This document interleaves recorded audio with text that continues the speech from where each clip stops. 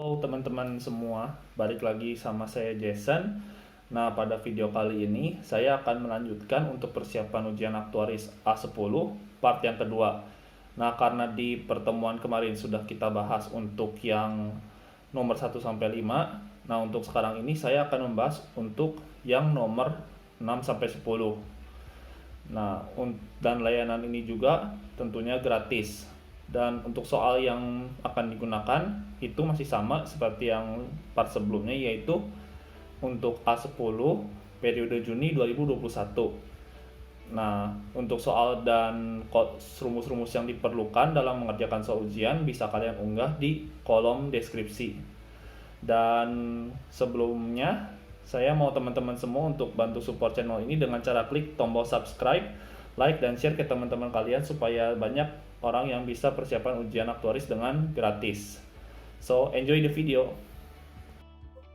Untuk soal nomor 6 di sini, berarti kita harus mengetahui dulu konsep dari anuitas.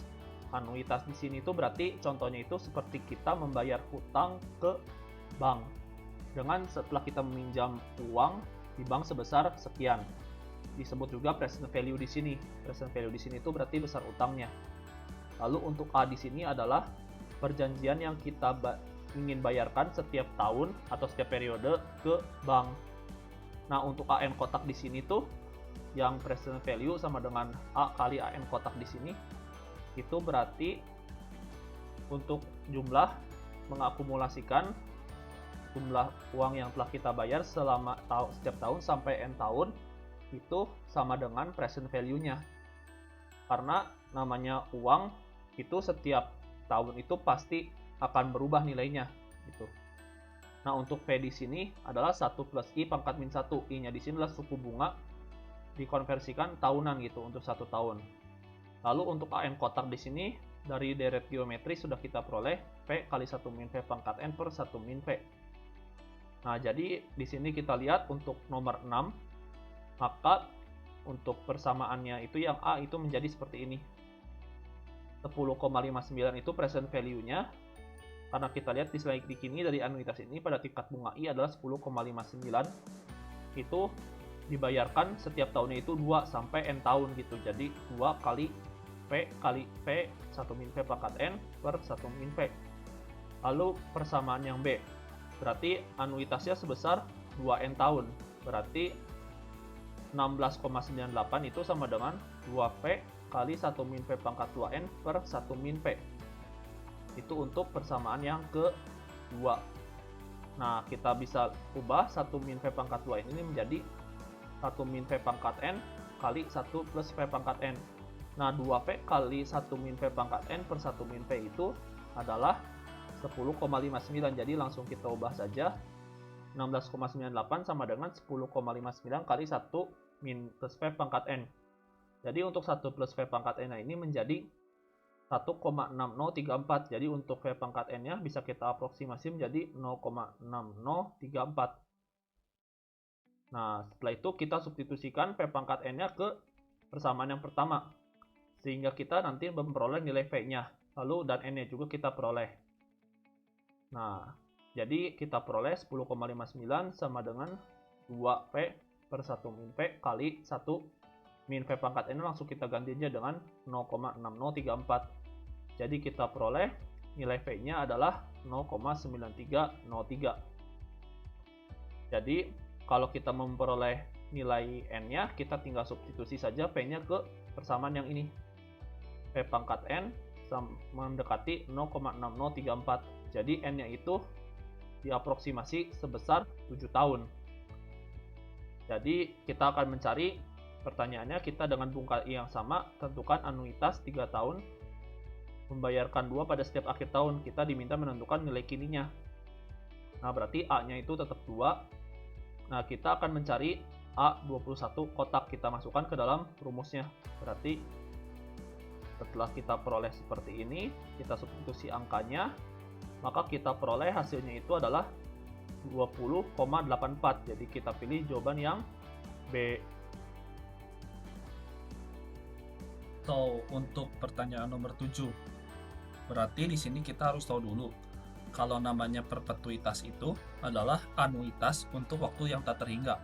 Jadi contohnya itu saat kita mengumpulkan uang dalam sebuah dana pensiun, maka setelah itu tuh nanti dana pensiun akan membayarkan jumlah uang sampai kita meninggal. Kan kita nggak tahu waktu meninggalnya kapan. Jadi selama kita belum meninggal itu, dana pensiun itu bakal bayarin kita terus setiap periodenya dengan jumlah yang sudah di perjanjian awal itu. Nah, jadi kalau contoh soalnya seperti ini. Dan ini tuh yang akan kita gunakan adalah rumus deret geometri tak terhingga. Rumusnya adalah seperti ini. Nah, jadi A itu adalah besar uang yang dibayarkan oleh si dari pihaknya dana pensiun. Untuk R itu adalah rasio atau berarti jumlah kelipatan berikutnya. Nah, untuk V di sini adalah 1 plus I pangkat min 1, dengan I-nya itu adalah suku bunga. Nah, di sini kita peroleh persamaan itu menjadi present value sama dengan 1200V tambah 1200 kali 1,04 V kuadrat.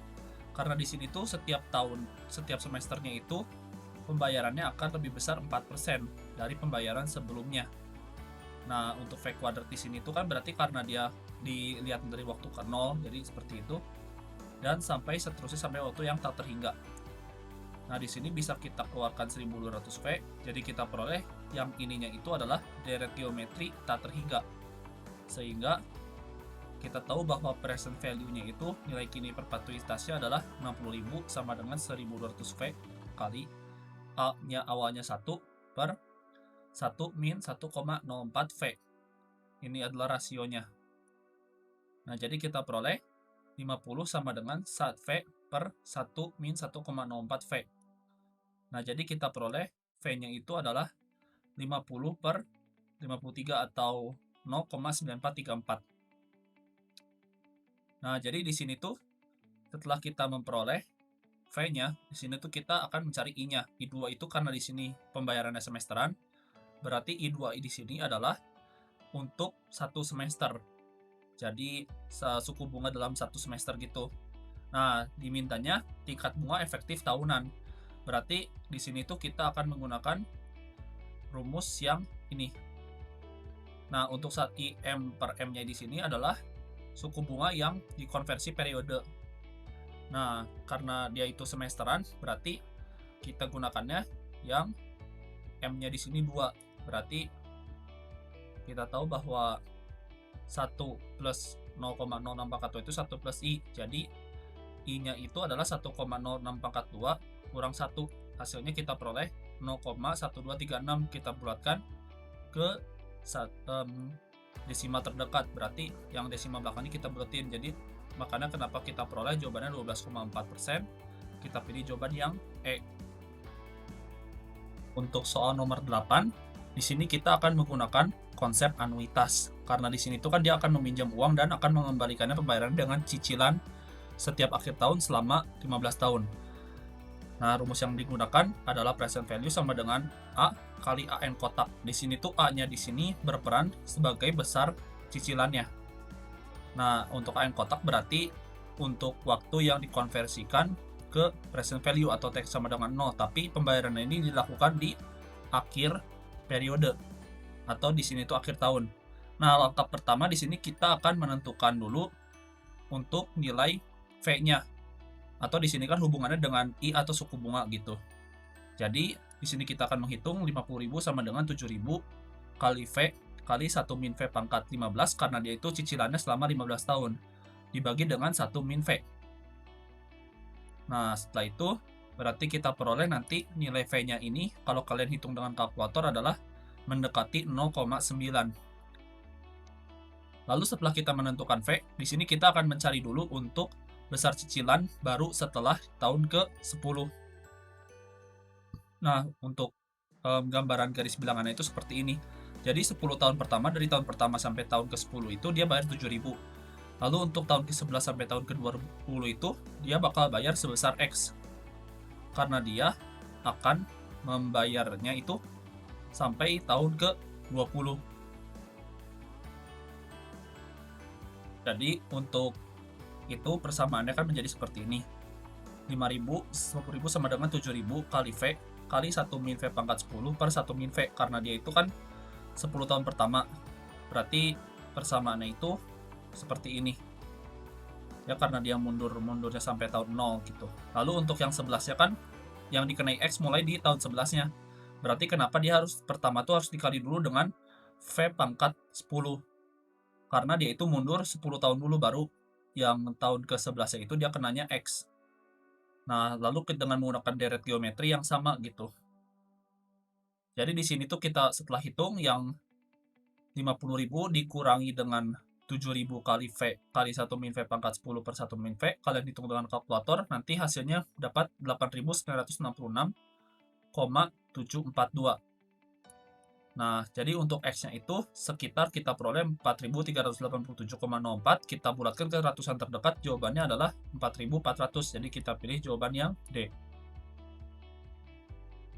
Sekarang di sini kita masuk ke pertanyaan yang ke-9. Nah, rumus yang akan kita gunakan di sini adalah kan ada bunga, pokok, dan sisa hutang. Jadi, bunganya ini, bunga ke waktu ke K, itu adalah suku bunga kali dengan sisa hutang waktu K-1. Lalu untuk pokok ke K, biaya besar pokok ke K, itu adalah pembayaran ke K dikurangi bunga ke K. Dan untuk sisa hutangnya, yang di waktu ke K itu adalah sisa hutang ke K-1 dikurangi dengan pokok yang di K. Nah, di sini saya sudah buatkan tabel untuk waktunya. Jadi pembayaran itu kan dibilang setiap tahunnya itu tetap cicilannya. Pembayaran cicilan tetap selama 20 tahun. Lalu diberitahu sisa hutangnya pada akhir tahun 9, 10, dan 11 adalah sebesar 4.125,68 yang waktu ke-9, waktu ke-10-nya dari 3.850,12, dan di waktu 11-nya ada 3.558,02.